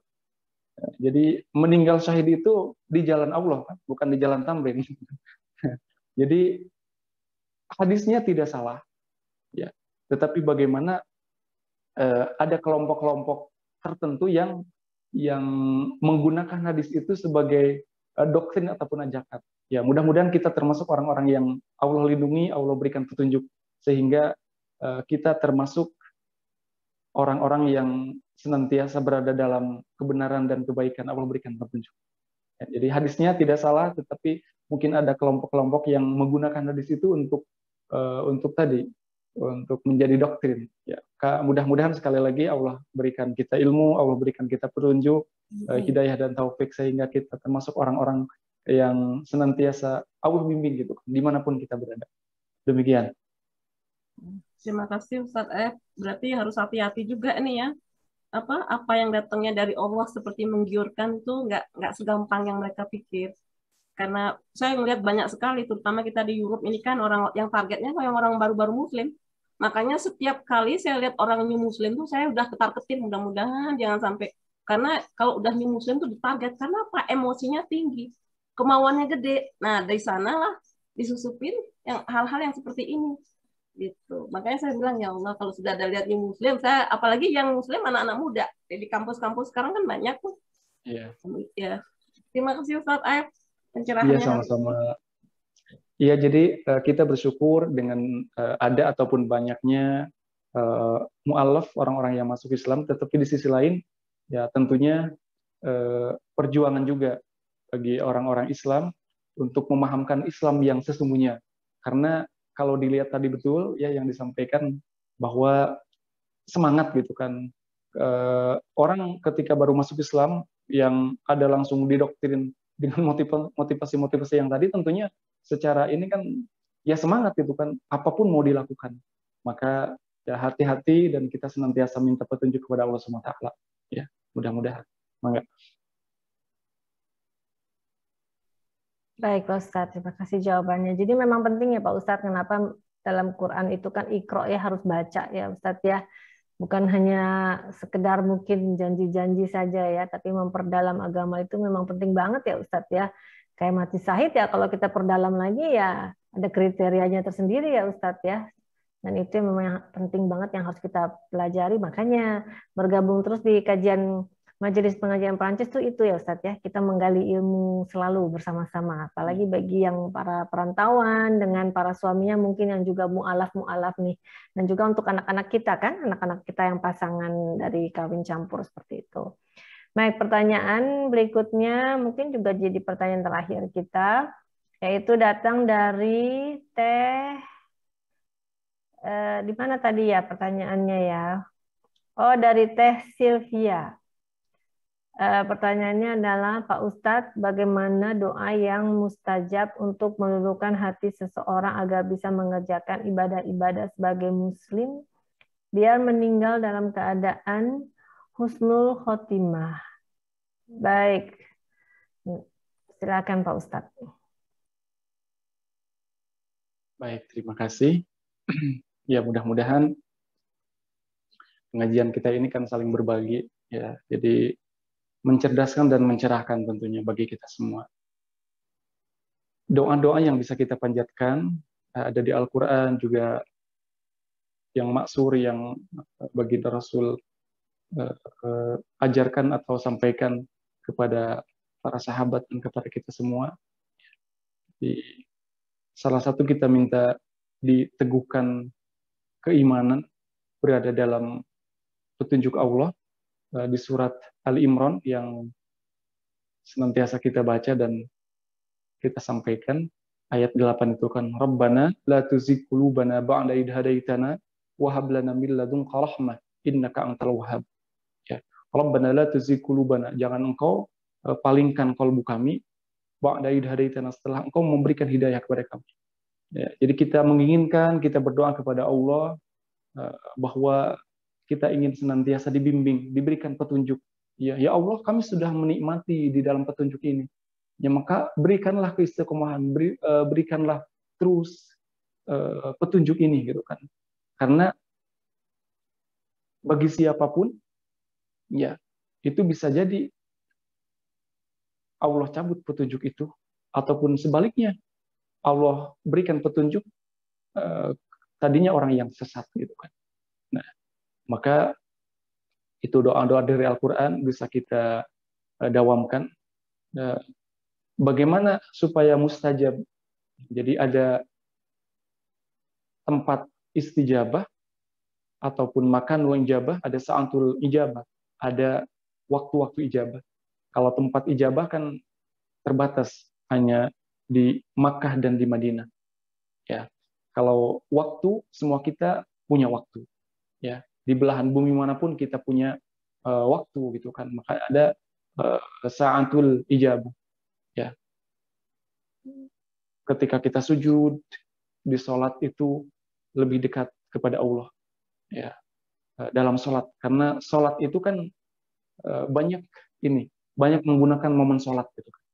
Ya, Sholat itu di dalam surat Toha, wa aqimis sholata lidzikri, untuk mengingat. Jadi kita untuk mengingat Allah itu banyak di dalam sholat. Ketika sholatnya betul-betul memang yang diingatnya sholat, bukan yang lainnya gitu kan. Ya, makanya istirahatkanlah pemikiran kita dari dunia minimal ketika sholat gitu kan. Atau bahasa lainnya mungkin sholatnya diresapi, dinikmati dengan khusyuk. Ya, sholat itu dari kata-kata wasola yasilu silatan. Artinya wasola itu sampai. Jadi salah satu ibadah yang membuat kita sampai ataupun kita merasakan bagaimana dekapan kasih sayang Allah itu ketika kita sholat. Ya, ini adalah wasilah kita di dalam ibadah sholat, harus betul-betul kita gunakan supaya kita sampai kepada Allah gitu kan, dengan namanya sholat itu. Ya, kita bisa berdoa di sana. Ya, karena doa sholat itu kan diartikan sebagai doa. Jadi bagaimana kita dekat dan kita sampai itu kan berarti ya dekat, bahkan ya sampai lebih daripada dekat ya sampai gitu kan. Sholat, dalam sholat kita punya sa'antul ijabah, bisa doa-doa dari Al-Quran, ataupun doa yang tadi kita minta ditetapkan bersama orang-orang yang soleh. Ya, tadi surat Yusuf ya, ayat yang ke-101. Ya, Fatirus samawati wal ardh anta waliyyi fid dunya wal akhirah tawaffani muslima wa alhiqni bis salihin. Ataupun di surat Ali Imran ada wa tawaffana ma'al abrar. Ya Allah, wafatkanlah kami beserta orang-orang yang berbuat kebaikan. Ya, orang soleh gitu kan. Ya, kalau husnul khotimah tadi salah satu doanya, Allahumma khtim lana bil Islam, wakhtim lana bil iman, wakhtim lana bi husnul khotimah. Ataupun ya Allah, kami meminta husnul khotimah kepadamu. Ya, Allahumma inna nas'aluka husnul khotimah. Allahumma inni as'aluka husnul khotimah wa na'udzubika min su'il khotimah. Ya Allah, aku meminta kepadamu husnul khotimah dan berlindung kepadamu daripada su'ul khotimah.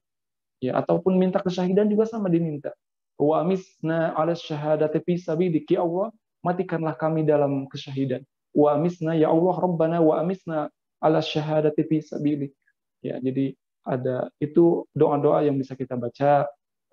Tadi salah satunya kita minta ditetapkan dalam hidayah, ya tadi surat Ali Imran ayat 8 itu. Rabbana la tuzigh qulubana ba'da idh hadaitana wa hab lana min ladunka rahmah innaka antal wahhab. Ataupun surat ini, surat Al-Kahfi ayat 10. Ya, bagaimana ini doanya pemuda Ashabul Kahfi, ya, yang berada dalam kungkungan raja yang zalim. Ya, tentunya berada di bawah kungkungan orang-orang yang zalim itu, apalagi raja kan tidak nyaman. Sampai akhirnya para pemuda Ashabul Kahfi itu yang Allah tanamkan keimanannya di dalam diri mereka, ya, tetap berkuat di dalam keimanannya. Ya, salah satunya doanya ada di surat Al-Kahfi ayat yang 10.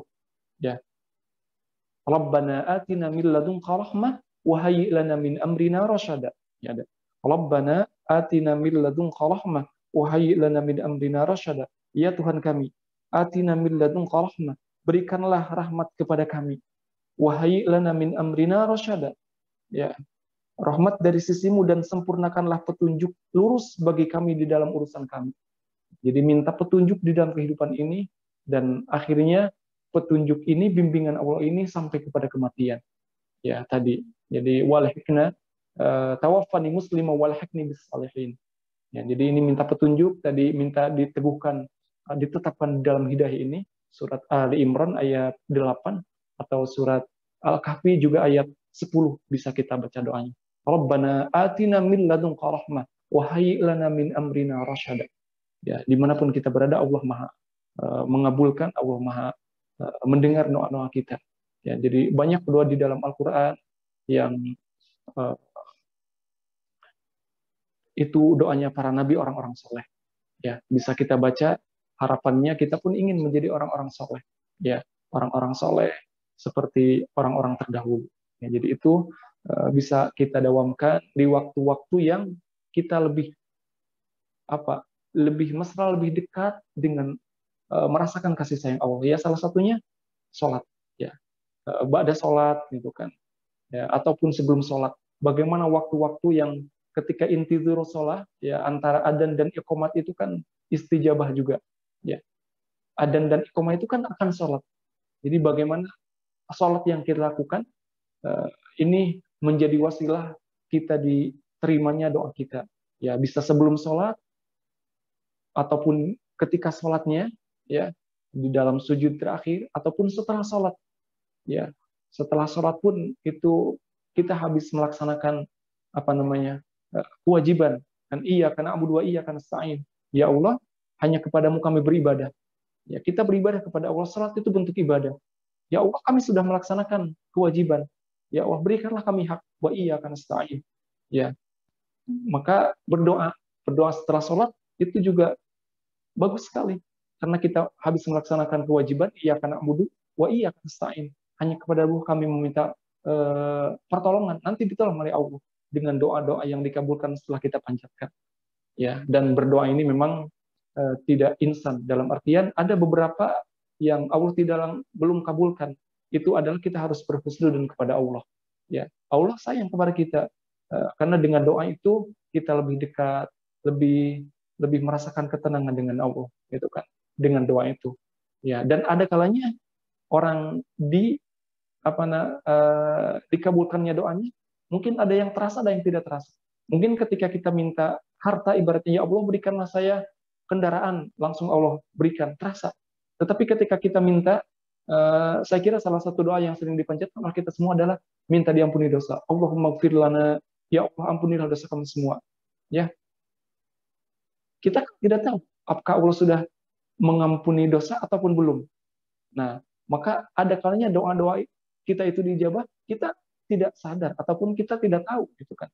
Maka terus, ya, inti daripada doa itu adalah kita lebih dekat kepada Allah dan juga bagian daripada ibadah. Kita berserah diri kepada Allah, meyakini itu semua. Mudah-mudahan doa-doa kita semua senantiasa Allah ijabah sehingga kita termasuk orang-orang yang beruntung dan terus semakin semangat ibadahnya dan beramal soleh dan keimanannya semakin kokoh dan semakin kuat. Yaitu doa-doa dari Al-Quran di waktu-waktu yang istimewa bisa kita panjatkan. Wallahu a'lam.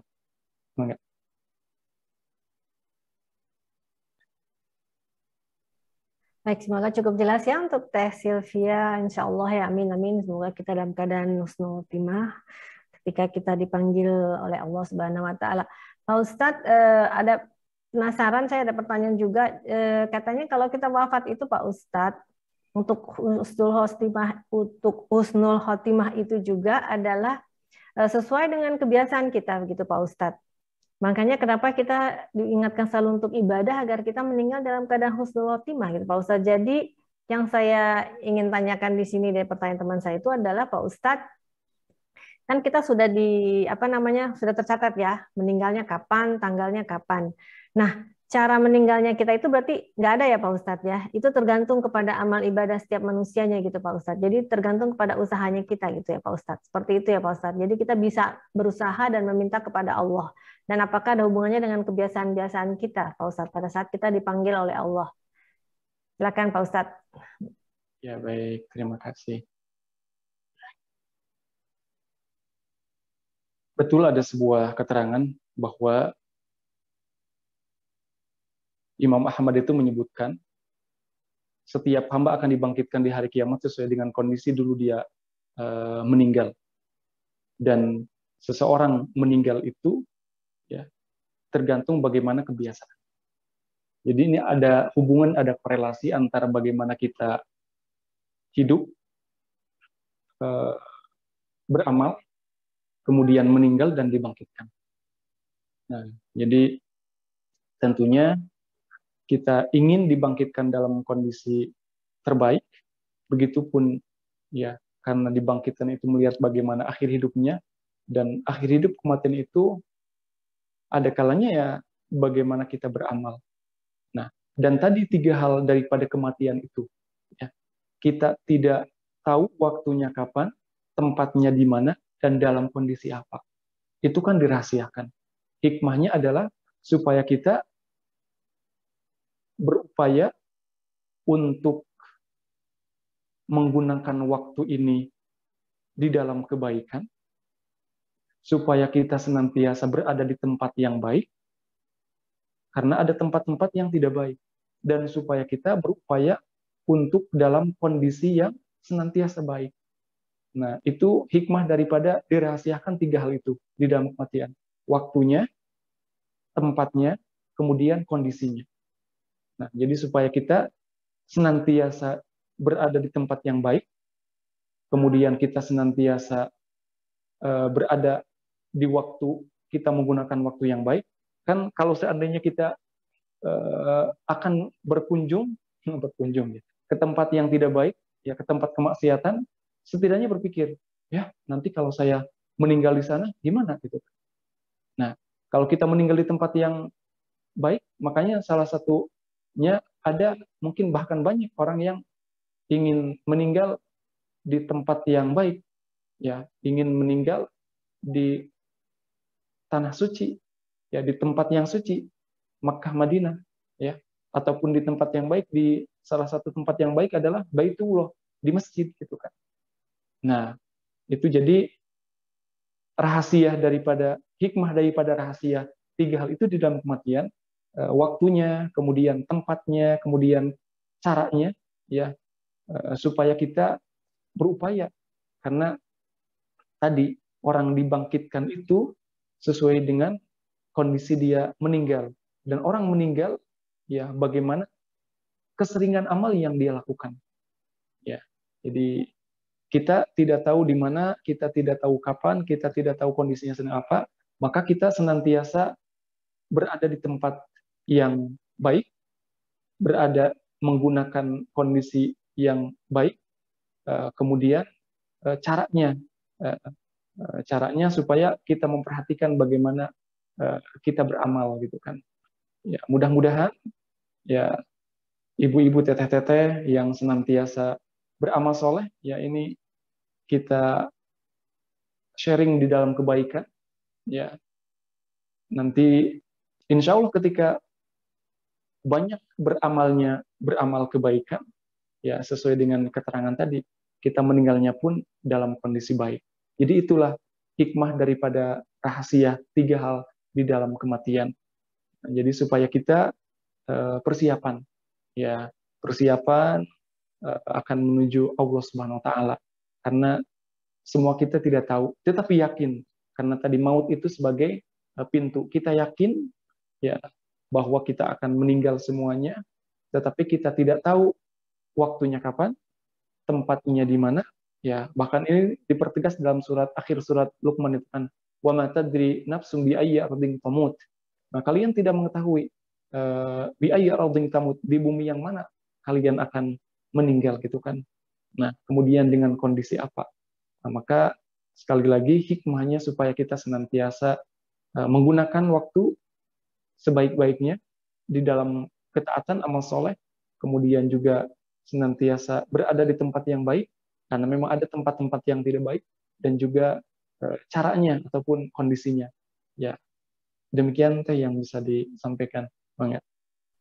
Baik, Masya Allah, Ustadz, benar ya Pak Ustadz ya, akhir yang baik itu memang penting ya. Dan seperti kata Pak Ustadz tadi, kita ambil contoh untuk anaknya Pak Ridwan Kamil ini, Eril ya Ustadz ya, lahirnya di New York, wafatnya di Swiss. Kita nggak pernah tahu ya Ustadz ya, memang betul-betul dirahasiakan. Baik Ustadz, semoga saja cukup bagi teman-teman. Tapi saya harap sih nggak cukup ya, supaya kita bisa mencari tahu lagi dan mencari tahu lebih banyak lagi mengenai bekal-bekal kita untuk akhirat ya Ustadz. Karena kan yang terpenting itu adalah akhir ya Pak Ustadz ya, sebenarnya dalam kehidupan itu kan, seperti itu. Baik, Pak Ustadz, mohon doanya seperti biasa untuk kita semua. Dan juga mungkin doa agar kita husnul khotimah ya Pak Ustadz ya, pada saat kita nanti dipanggil oleh Allah Subhanahu Wa Taala. Mangga Pak Ustadz doanya. Baik, terima kasih. Alhamdulillah kita sampai penghujung. Satu lagi mungkin yang disampaikan berkait dengan husnul khotimah ini sebagai terakhir sebelum ditutup dengan doa.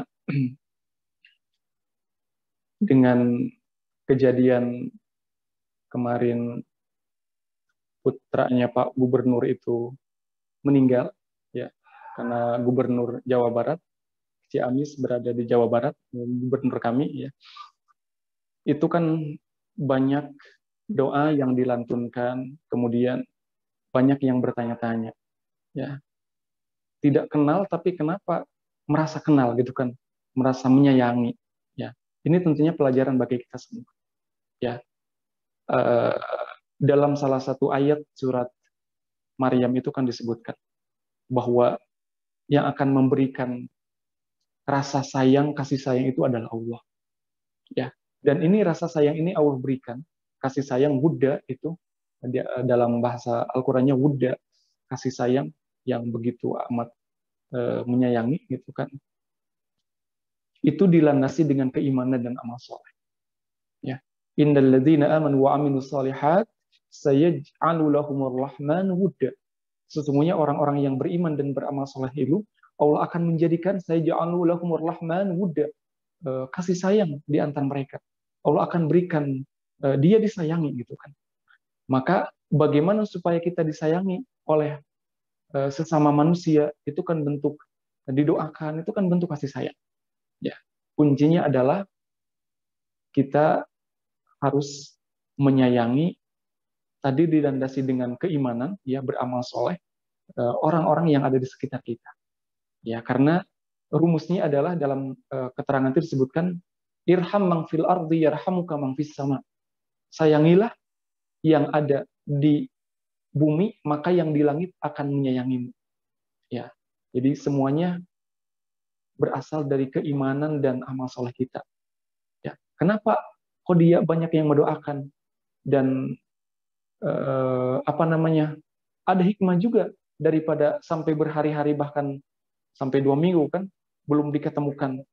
Dan mungkin di sisi positifnya, di sisi lainnya Allah akan menampakkan karena kabarnya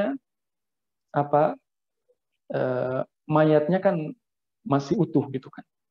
Padahal ketika sudah berhari-hari itu kan berada di tempat tertentu itu secara walaupun kabarnya ketika berada di air yang dingin kan setengah membeku, tetapi intinya pelajaran bagi kita gitu kan. Allah nampakkan bagaimana kekuasaan Allah, ya, pelajaran tadi sekali lagi meninggal itu, mati itu adalah pelajaran yang tidak bernilai harganya, ya, saking hebatnya, dan tidak berbicara kematian gitu kan, tetapi bisa dirasakan bagi setiap kita. Nah, jadi dilandasi dengan keimanan dan amal soleh supaya disayangi, ya. Dan kita tidak tahu, ya, bisa jadi yang meninggal itu dia punya amalan-amalan yang istimewa dan tidak diketahui. Makanya dalam semua amalan itu, ya, di dalam infak, di dalam sholat pun sama, di dalam baca Quran kan ada ini terkait dengan sedekah infak itu, sirra wa alaniyah, ada yang nampak ataupun ada yang tersembunyi. Nah, maka ketika seseorang di antara kita beramal dengan sembunyi-sembunyi, tetapi itu adalah amalan yang berdampak bagi banyak orang, ya, Allah tampakkan setelah kematiannya, dia disayangi, harum namanya, gitu kan. Ya, jadi intinya adalah semua kita belajar dari kehidupan kita ataupun dari kehidupan dan kematian orang lain. Karena kalau kita makan masih hidup belum mati, ya, belajar dari kehidupan kita dan belajar dari kehidupan dan kematian orang lain yang sudah meninggal, gitu kan. Ya, jadi landasannya adalah iman dan amal soleh. Bahwa orang yang beriman dan beramal soleh, saya ja'alul rahman wudda, Allah akan berikan kasih sayang. Ya, jadi mudah-mudahan kita semua senantiasa beramal soleh, terutama amal-amal jariyah, sehingga nanti banyak yang mendoakan, ya, yang mendoakan kepada kita, siapapun itu, ya, baik yang kenal dengan kita ataupun yang tidak kenal, baik generasi ataupun anak cucu ataupun yang lain.